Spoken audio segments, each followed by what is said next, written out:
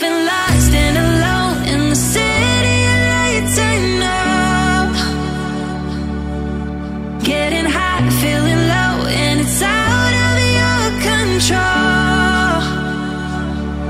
You should know that I won't leave you. I'll stay beside you. I'm never letting you go. You've been lost and alone in the city of lights. I know, but I will guide you home.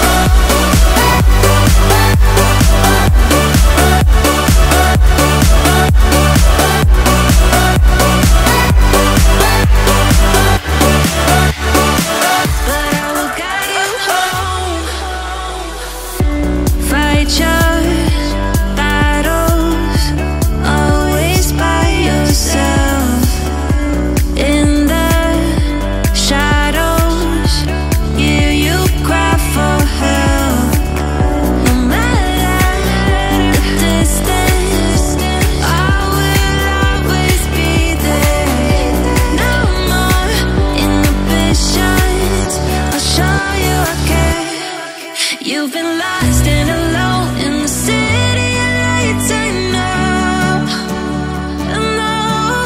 Getting high, feeling low, and it's out of your control. You should know that I won't leave you. I'll stay beside you. I'm never letting you go. You've been lost and alone in the city of lights. I know, but I will guide you home.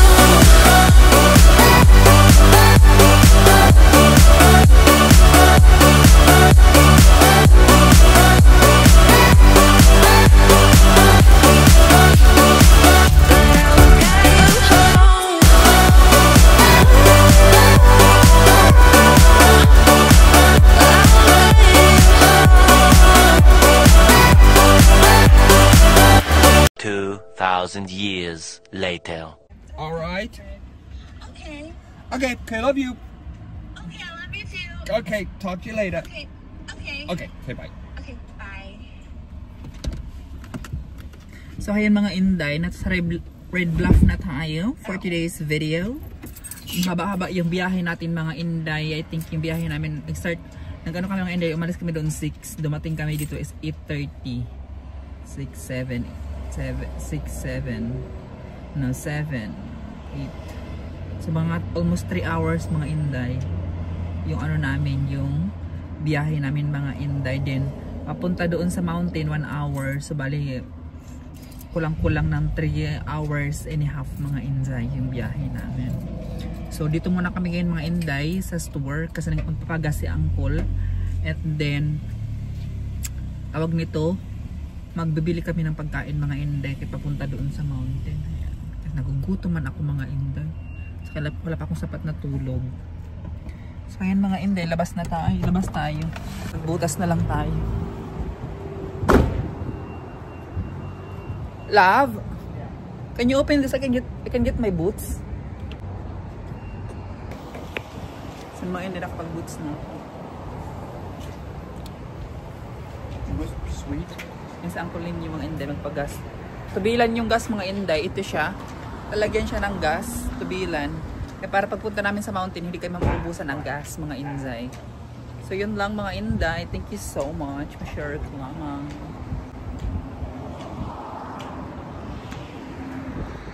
So dito, ito yung Red Bluff mga Inday.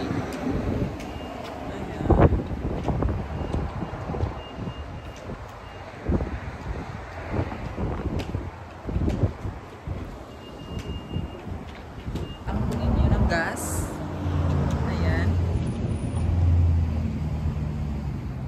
Diba? Oh my God! This is ours?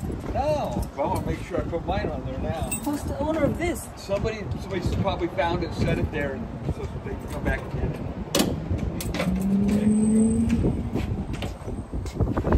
Sana mga Inday.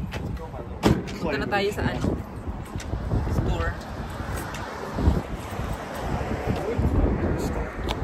I found. They don't like to, they're very private.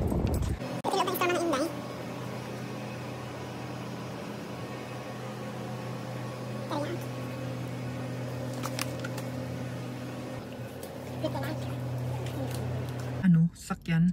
Nakabili na kami ng pagkain. Ayan. Then paakit na kami ng bundok mga Inzay. So 1 hour yung travel doon mga Inzay. So you there. Pero pakita ko sa inyo mga some clips mga Inzay sa yung yung lugar para naman mag-enjoy kayo sa ating biyahe mga Inzay. So yun lang.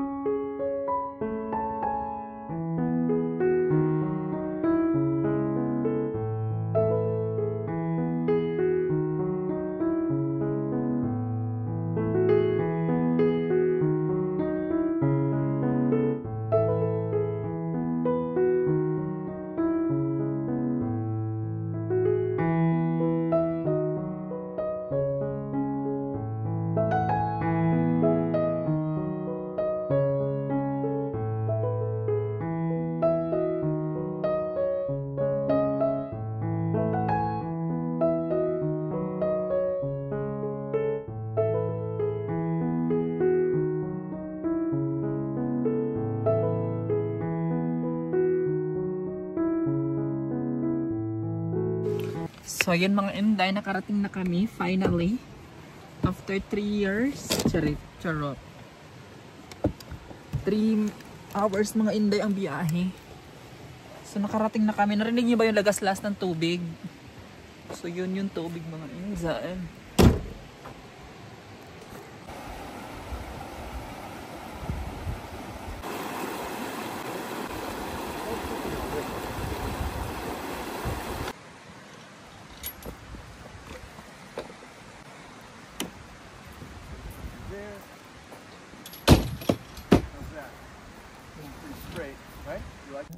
So, okay mga Inday, mga uncle. So, for today's video is ilalagay na namin yung camp tent namin mga Inday at saka yung tent. So, anyway mga Inday, dito pala din kami nagpwesto last year and then dito ulit kami ngayon. Kasi naman mga Inday, nagustuhan ko yung place kasi nga malapit lang sa creek, which is nakakapaghugas ka, nakapaligo din ako at nakakapaghugas ako ng mga, tawag nito yung mga like mga pinggan or like mga gamit sa pagkusina. And then, malaki yung niya mga Inday, so, surroundings ba? So, malawak yung surroundings niya. So, nakakalanghap ka talaga ng fresh air. Actually, makakalanghap ka naman kung saan ka maglagay ng camping. Maganda naman yung buga ng hangin kasi gubat siya, mountain talaga siya mga Inday. Pero dito talaga yung best place na gusto ko kasi nga mga Inday, close siya sa creek. And sabi ko rin kay uncle ninyo mga Inday na next year or next time, pag balik kami ulit dito, bibili ako ng bike mga Inday, yung pambabae na bike para makapag-bike naman ako. Kasi nga mga Inday, magandang lugar talaga siya, kasi maaliwalas talaga siya. Kaya nag-enjoy din ako mga Inday. And then maganda din yung creek, nakakapaghilamos ka, nakakapaghugas ka ng katawan mo, ganyan. Pero hindi mga Inday pang matagalan maghugas talaga, mga siguro few minutes lang, like 2 minutes, 3 minutes lang itatagal ko ba kasi nga sobrang lamig talaga mga Inday. Alam niyo ba yung pag mag-apak ka dyan sa creek, yung paa mo talaga mga Inday parang inenjikan ka ba ng anesthesia kasi sobrang pata na pata talaga yung paa mo, yung mga kamay mo, ganyan, sobrang lamig. Pero kung warm lang yung mga Inday, maghapon ako nag-swimming dyan kasi sobrang lamig, hindi ko taga-carry mga Inday. So yun lang mga Inday, ma-share ko lang. And now mga Inday, let's talk about the tent naman tayo. So, yung tent mga Inday, so unahan ko na kayo mga Inday kasi nga baka magtanong naman kayo na bakit ang liit ng tent nyo? Kasya ba kayo dalawa ni uncle dyan? So, yung mga Inday talaga, maliit lang talaga yung tent. Good for 1 person lang. Pero, pag sa loob niya mga Inday, good for 2 person. Ay, alam nyo bang maliit lang yung katawan ko mga Inday, paya tayo. Pero kasyang-kasya kami ni uncle mga Inday. At saka gusto ko din kasi nakakompress ba kami. Warm sa inside, warm sa loob mga Inday, tapos may sleeping bag pa kami, tapos may foam pa, yan yung brown na yung mga Inday. As in, maano ka talaga yung mga Inday, ma-relax ka talaga siya kasi nga, hindi siya malamig. unlike doon sa isang tent namin na malaki, ay nilalamig ako mga inday kasi parang may freezer sa loob ba. Ito mga inday, once napapasok ka dyan sa tent na yan, tapos higa ka mga inday, mag-warm na talaga yung buong tent mga inday, parang nako-compress ka ba. Kaya gustong-gusto ko yun natin kasi nakakatulog ako ng maayos, ganyan, feeling ko mga inday safe ako. Ayan. Pero hindi ko pa na-try sa ulan or nag-i-snow. Hindi ko lang alam kung anong feel niyan mga inday, pero so far, twice na namin ginamit yan. Ang maganda naman at saka nagustuhan ko talaga mga inday. So, nabili pala ni Uncle Ian mga inday sa Kuyo. Medyo pricey siya mga inday. Ayan. Kung gusto nyo mo tent pala ng ganyan, this is not sponsored mga inday ha. Pero kung gusto nyo, kung mahilig kayo mag-camping, ganyan-ganyan, ayan, nagguna kayo dyan sa Kuyo kasi mga inday, affordable, maganda pa yung mga product nila doon mga inday. So this is not sponsored mga inday. Sinabi ko lang naman yung mga experience or mga ano ko kay Uncle ninyo kasi sinabi niya ganyan na maganda daw yung Kuyo, which is true nga mga inday. At may mga adis lang ngayon, mga papavi jacket, yun, may mga damit-damit din sila kaso nga, medyo pricey siya mga inday, ayan. Pero kung di nyo carry, go na kayo sa Shein kasi mura lang naman sa Shein. Charot lang. At saka isa pa mga inday, ang nagustuhan ko pag nagka-camping kami, sapat yung tulog ko, maaga ako natutulog mga inday, tapos maaga din ako nagigising, yung parang normal talaga yung nababalance ko talaga yung katawan ko, nare-relax ako mga inday, at saka ang dami kong nakakain, palagi akong kain ng kain, luto ng luto, ganyan. Kaya gustong-gusto ko nagka-camping kasi nga parang nababawi ko yung katawan ko na ko siya mga inday, na-relax ka talaga dito sa mga inday sa mountain, especially maririnig mo yung mga lagos-lus ng tubig, maririnig mo yung mga huni ng mga ibon. Basta ma-relax ka talaga mga inday. Kaya bumili ako talaga mga inday ng duyan sa Amazon. Nagbili ako ng duyan dyan kasi nagduyan kasi ang lakas ng hangin, sarap ng hangin. Yun nga lang mga inday, malamig talaga yung hangin. Pero nakaka-relax siya mga inday. So after that mga inday, ang dami kong sinasabi, sabi ko kay Uncle ninyo, i-forward na yung sasakyan kasi nga maglalagay kami ng tent. So alam niyo mga inday, may share ako sa inyo, yung tent na nilagay namin mga inday, nung pauwi na kami kasi naglilinis na ako, yung nag-arrange na ba ako ng gamit kay ready na talaga kasi pauwi naman kami mga inday kinabukasan. So kunyari pauwi kami kinabukasan. So ngayon maglilinis na ako, mag-arrange na ako lahat ng gamit mga inday para isahan na lang, para easy na lang isa kay ba sa sasakyan. Habang naglilinis ako mga inday, lumipad yung tent mga inday, balik talaga siya mga inday, sobrang lakas ng hangin. Tapos natamaan yung sasakyan ni Uncle ninyo, tapos yung shield ng sasakyan mga inday, nag-crack, nabasag talaga siya mga inday. So sabihin ako na, problema naman sa Uncle, bis wala na pambili ng bis wala na kami pang pa-repair ng sasakyan, nabasag pa talaga yung shield ng sasakyan niya mga inday. So malungkot na naman ang ating uncle for today's video. Charot lang mga inday. So anyway, nabili namin yung na tent mga inday. Ang mahal-mahal pa naman ng tent na yan. $80 din sa Amazon yan mga inday. Ayan. So kung gusto niyo mag-sponsor, charot. Sinabi ko kay Uncle niyo mga inday, bili na lang nung parang payong-payong na lang. Ganun. Kasi yan, yung payong-payong mga inday, mga dyan lang ata sa mga $30 ganun o $20. Pero ito mga inday, mahal na, sobrang $80 tapos ganyan lang siya, tapos nasisira agad. Sabi ko sa kanya, nag-wish ka lang ng pera. Pero gustong-gusto niya yung mga inday ganyan kalaki kasi nga, di ba, whole family nga ang gumagamit. Ayan. So, yun lang mga inday. After that, nag-arrange na ako ng mga gamit, like kung saan ko ilalagay yung grocery, cooler, at saka yung mga lagay ng pinggan, ganyan mga panggamit namin sa kusina, mga inday. And then, after nan, relax na kami ni Uncle, and then nagbihis na ako, and then nagduyan-duyan na ako.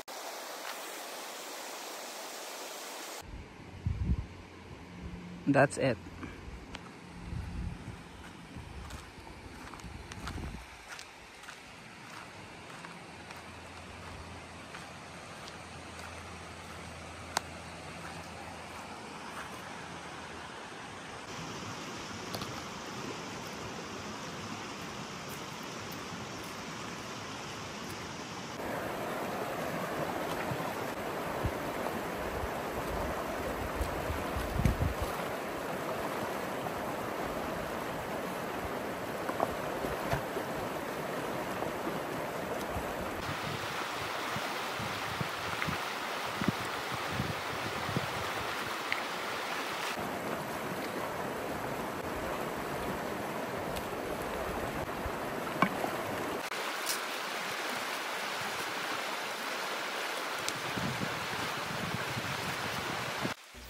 So as you can see mga inday, nasa tayo creek at saka tayo, gas tayo ng pinggan. So ito yung best part na gustong-gusto ko mga inday. Kasi nga, feeling ko 100% na hugasan ko talaga yung mga hugasan mga Inday kasi nga lakas ng alon, lakas ng agos ng tubig, and then nababanlawan ko talaga ng maayos yung plato mga Inday. So kung tinatanong niyo naman mga Inday kung madumi yung tubig, so for mga Inday parang malinis naman kasi sobrang clear, malinis at saka malakas yung agos ng tubig mga Inday. So feeling ko malinis naman mga Inday. Ayan, iniinom ko nga yung tubig sa Agusan Mars na sobrang parang Milo yung kulay mga Inday. So dito pa kaya bahala na, uy, bash nyo ako or ano, basta mga Inday, katawan ko naman to, ayan, I can do whatever I want to do. Charot. So yun lang mga Inday, yun lang ipahiwatig ko na gusto ko talagang ganitong place kasi nga, di ba, gusto kong nahuhugasan talaga ng maayos yung tawag nito, mga gamit mga Inday, at saka gusto ko talaga sa tubig. Kasi pinanganak tayo mga Inday sa tubig, lumaki tayo sa tubig, charot. Di ba sa Agusan Mars mga Inday, puro baha doon, tag 20 feet yung taas ng baha. So sanay na sanay ako sa tubig mga Inday, gusto ko yung tubig. Pero dito mga Inday, yung tubig dito, hindi ko siya carry. What I mean is, hindi ako pwedeng tumagal dyan mga Inday kasi nga sobrang lamig na yung yung kamay ko, yung mga paa ko mga Inday, parang hindi ko na ma-feel kasi nga sobrang patang-pata na sa sobrang lamig. So yun lang mga Inday, ma-share ko lang.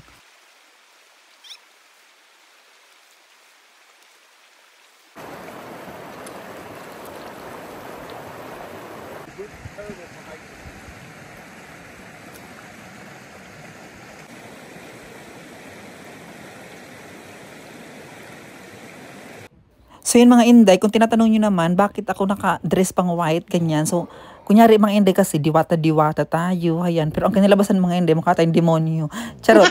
So yung mga Inday, nilagay ko lang naman yung dress habang wala pa yung tao. Habang wala pa yung mga katrabaho ni Uncle Ninyo, yung boss pala niya, I mean. So nag-dress kunyari ako mga Inday, kaya para kunyari ba, diwata-diwata tayo sa guvat. Ayan, pero mukha tayong engkanto. Chareg! Yan lang mga Inday, ma-share ko lang. Nagpatulong ko kay Uncle Ninyo paglagay ng swing at magduyan-duyan tayo mga Inday para sa ating kapayapaan.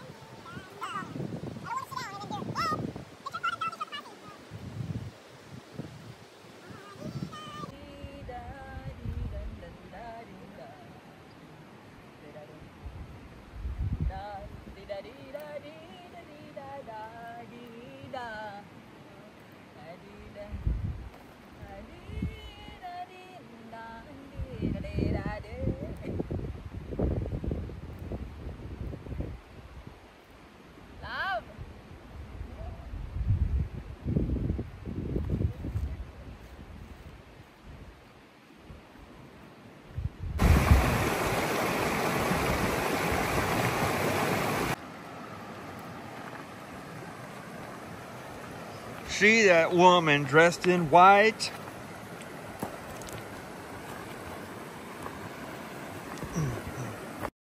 So yung mga Inday, try tayo magpunta sa gitna. So yung bato mga Inday, sobrang dulas talaga dyan mga Inday. Kasi sabi ni Uncle Ninyo, kasi tinanggalan ko siya ng mga Inday void, kaya nag-voice over ako dito. Sabi nga sana madulas kasi para pagtawanan kita mga Inday. So loko-loko si Uncle Ninyo. Pero to be honest mga Inday, sobrang talagang sobrang madulas talaga yung bato niya. And then sobrang lamig mga Inday, pero inagwanta ko lang ba or yung tiniis ko lang ba mga Inday, sobrang lamig niya kasi nga 'di ba for the vlog na charot. Tapos nagano ako mga Inday, hilamos ako dyan mga Inday kasi nga nahagard na ba yung pest natin. Puro alikabo kaya naghilamos ako dyan. Punta ako sa gitna.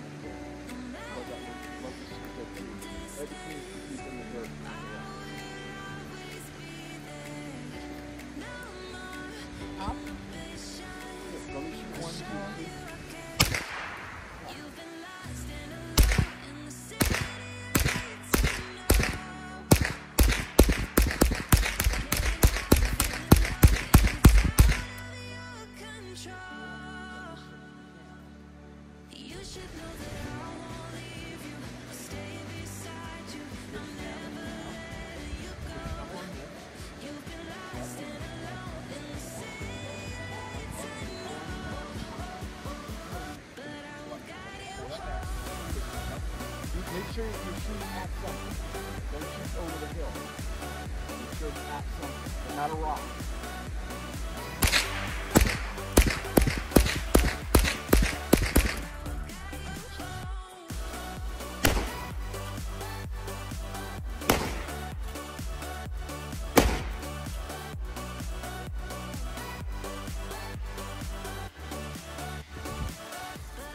Is it a rock? Yeah, knocked it off the hill.